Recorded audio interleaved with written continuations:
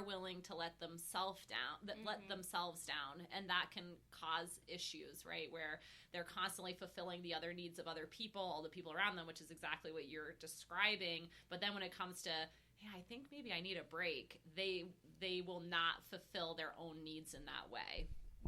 Yeah, and I've noticed this in myself, and I've really had to develop, putting those boundaries on both myself and saying no every once in a while to certain opportunities, or maybe a potential client that I just can't accommodate because of my schedule. And yeah, so this is something, I've heard of this before. It's the trait of agreeableness that they talk about a lot in psychology. And interesting enough, because we've been talking a good amount about women and how and some of the stressors that they have, and how the fitness industry is tends to be more women and more people that are, what was the word you used again? I used obliger, right? Yeah. And or agreeableness. And from what I've read, women tend to be more agreeable than men. Not to say that men aren't, but men tend to be less. But I'm not one of those people. But I've had to learn that. It probably makes you better at relating to your clients. Yes, absolutely. That has been a big help. Yeah, because that and being a young redhead. Apparently, people think I look like Prince Harry. So that's been helpful. Yeah, I think it's interesting. I was thinking about things that have changed over 10 years of personal training. And in the beginning, I thought my job was to tell people what to do and get them to do more. And I feel like now a lot of my job is to tell people it's okay to do less. I feel like I do that all the time. It's okay that you took that time off. It's okay that your workout was only 10 minutes. It's okay that you slept in instead of working out. Because everybody puts so much pressure on themselves. Yeah, and especially these folks that are more agreeable or obligers. There we go. I keep forgetting that word. But yeah, especially them that just keep saying yes and don't want to let people down for fear that they'll be rejected or whatever it might be. Let's not get too far into the psychology piece, because that's not our wheelhouse. So yeah, now moving on a little bit. So there's obviously there's a lot of different ways intuitive eating can help us, it seems. So how would you use intuitive eating with someone who maybe reaches for food out of comfort or boredom, and is maybe afraid of not being able to stop or something? We kind of touched on this a little bit, but what would your process be like to get them from, hey, I'm scared, I'm never going to stop eating and I'm going to explode, to, hey, it's okay to do this? We talk about this a lot. This has been a big change for me too. And that is that you have a bunch of tools in your toolbox for dealing with uncomfortable emotions, and eating can be one of them. And this is going to sound crazy, because usually it's no, that can't be one. But it can temporarily soothe you. Carbs have serotonin. Serotonin makes you happy. So the problem is the diet mentality, which will probably actually make you eat more. So imagine you've had a bad day, and you're you get that pint of ice cream, and maybe a bag of chips too. We're going sweet and salty today. Get your Ruffles. Get your Ruffles. I hope Ruffles sponsors me someday. Yeah, that would be great. That would be good. And you start eating, and in the back of your head, there's guilt and shame about the eating, and there's this idea I'm not going to eat like this tomorrow. How is that going to affect how you eat now? Scarcity. If you're I'll clean up tomorrow, I'll eat salads all day tomorrow, you're going to eat more. Yep. What if you take that food like Justine did with her chocolate, and you were you know what? I had a bad day. This is what I'm going to do right now. And you sit there and you freaking enjoy it. Because are you really enjoying it when you do it with the idea that it's a bad thing? Right. It's not actually it's not fulfilling that need of soothing when in the back of your head you're judging yourself. But what if you don't judge yourself and you just lean into it? Yeah, I totally agree. I one of my most hated terms is guilty pleasure, because I think that that's exactly what you're talking about. You cannot truly enjoy something when you are having it poisoned by shame and guilt and feeling like you're a piece of piece of crap. I'm trying not to swear. I know. I said frickin'. I'm nice very proud job. of myself. But I completely agree with Jen. I don't see emotional eating, comfort eating, boredom eating as something that should be pathologized, which right now it is. It's like, fix your emotional eating, like it's this problem.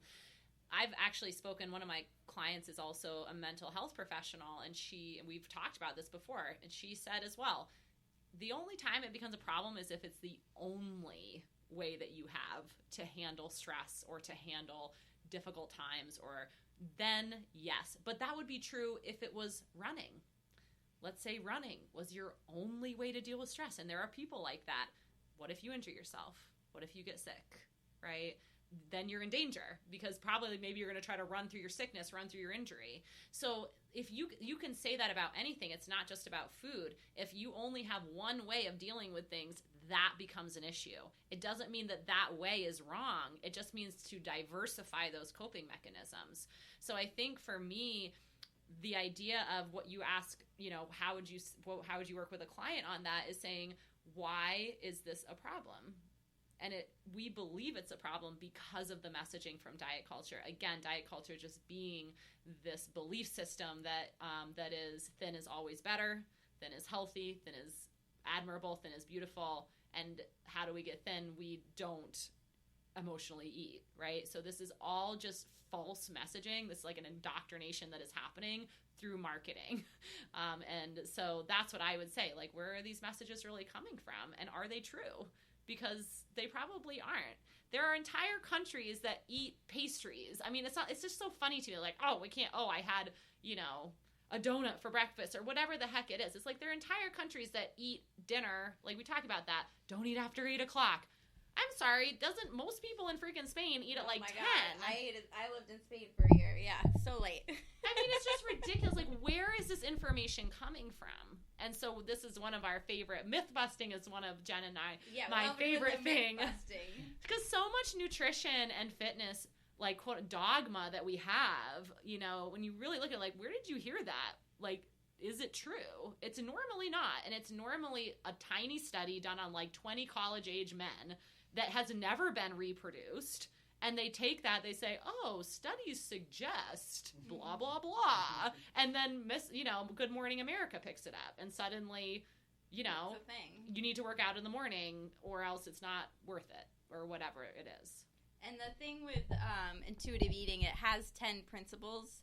And all of this is based on accepting the first principle, which is, what's the word? Reject diet mentality. So as we said before with the quote-unquote forbidden foods and allowing them into your house, same with the boredom and emotional eating.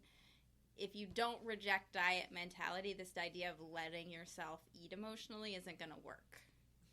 Because they'll still feel guilty about it, and you'll still probably eat more than you would if you were and you wouldn't enjoy it. Like, it wouldn't meet the need. And as someone who has, been practicing at this point, I consider myself an intuitive eater now.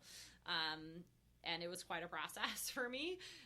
But I can tell you, I do definitely have days where I fully plan to grab a pint of ice cream and maybe some chips and salsa, and being able to do that and just have it and enjoy it.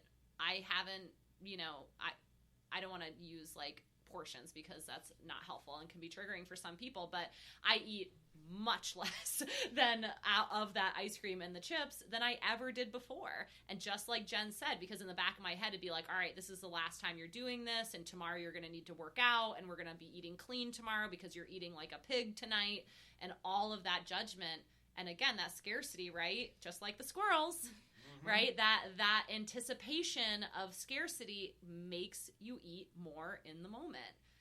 As opposed to, I can have this ice cream in my house all the time. Suddenly, it's okay. Like, it takes that power. Like you said that word, and it's exactly right. It takes the power away, and then we have that power back, and suddenly we're making decisions based on what's best for us and not based on fear. Yeah, which is this whole idea of self-care. Yeah. Is like what this is about. Yeah. And that goes in with your talking about people doing too much and taking on too much and not having time for themselves. All of this is just about finding ways to take care of yourself. Yeah, and then too, I think, Justine, as you were saying earlier, like, you know, the guilty pleasure thing is just like that really clicks, I think, because it's like you can't fully enjoy it, you know, if you're judging yourself underneath while you're doing it, and then it seems like if you allow yourself to fully enjoy the food or whatever it may be, then again, it kind of loses its power even more if you do it guilt-free, I guess. I don't know if that's the right word, but if you do it and fully enjoy it, you know, without remorse, I guess. Yeah. Yeah, and where is that guilt coming from? Like, and again, it's looking back at where are these messages coming from. They're coming from diet marketing and diet culture.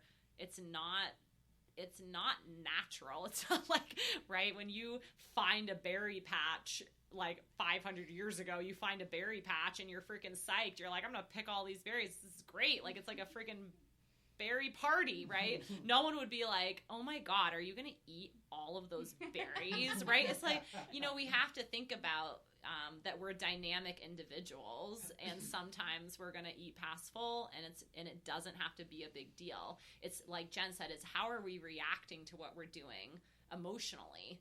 That is really the most impactful part, because if we can do the thing, accept that it's happening, it's already happening, you're having the ice cream, right? Can we enjoy it? How can we make it as pleasant and pleasing for ourselves as possible? And then we move on. And I just want a big thing that we've both noticed, and I noticed about myself, is an obsession and a preoccupation of all of this. So I think a lot of women in particular can relate to a lot of our mental energy going to thinking about diet, thinking about our weight, stressing about it, and like, what are we putting on the back burner while we focus on all these things?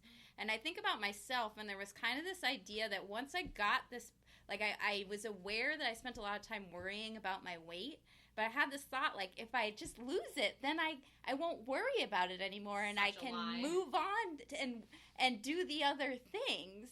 And I think I was picking a poor solution to the problem. The solution is stop spending so much time. I didn't need to achieve a certain weight or a certain look to stop stressing about that, because I have, you know, I did lose weight and it didn't go away. So that's another thing, is you lose that weight and you don't feel better. There's just another thing. You have to stress about keeping it off. So I think one thing that we try to really talk about is, like, how much time are you spending thinking about this? And, like, we have women in Swole Sisters that are in their 60s. They've been dieting for 40 years, and they've never been happy with their body after 40 years. Yeah. This isn't working. Yeah, and our body image does not rely on our weight. And I think that I just want to second what Jen said. It's such a great point. I've personally experienced this as well. When I got down to my quote-unquote goal weight, I've never been so stressed and even more obsessed, because then I was like, oh my God, it's happened. I'm at my goal weight. And then the pressure to maintain it, especially because of all of the compliments that I got, by the way, of well-meaning family, friends, and strangers, I felt so much pressure to stay at that weight that it was crushing. I couldn't even enjoy it.